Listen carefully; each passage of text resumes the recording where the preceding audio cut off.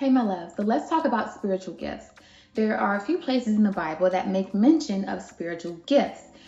You can look at Romans chapter 12, 1 Corinthians chapter 12, Ephesians chapter 4, 1 Peter chapter 4, to read about what I am speaking on. But these spiritual gifts include gifts of encouragement, giving, leadership, mercy, teaching, administration, discernment, serving, as well as other gifts that may not be as common, like prophecy. Now, there's no way I can deep dive into these gifts in 3 minutes. So I'm definitely leaving room for you to kind of do your own research, but there are 3 takeaways that I really want you to get. So first things first, as believers, right? That's you and me.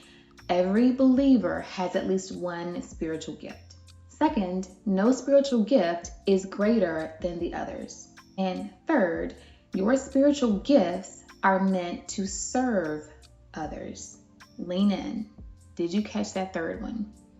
You are meant to serve others. That's what we're here for. I try my best to be of service to the Lord. I try my best to be of service to my family, to my patients at work, because that's what we've been called to do. That's the example that Jesus set. Jesus presented himself to us not as a king, but as a servant. Okay, easing off of that, how do we identify our spiritual gifts? Your spiritual gifts typically align with how you naturally conduct yourself. So in just hearing that list of gifts that I mentioned, you probably can identify maybe 1 or 2 that kind of fit the bill for you.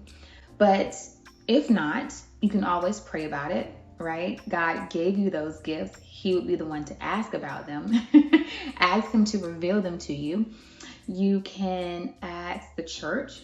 A lot of churches offer like assessments, usually once a year, maybe twice a year, that helps you identify what your spiritual gifts are.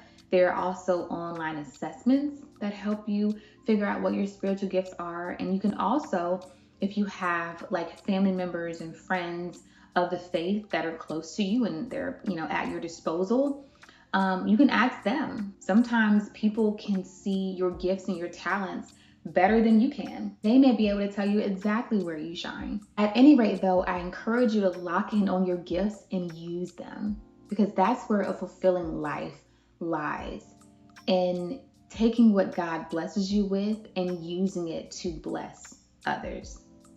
Yes?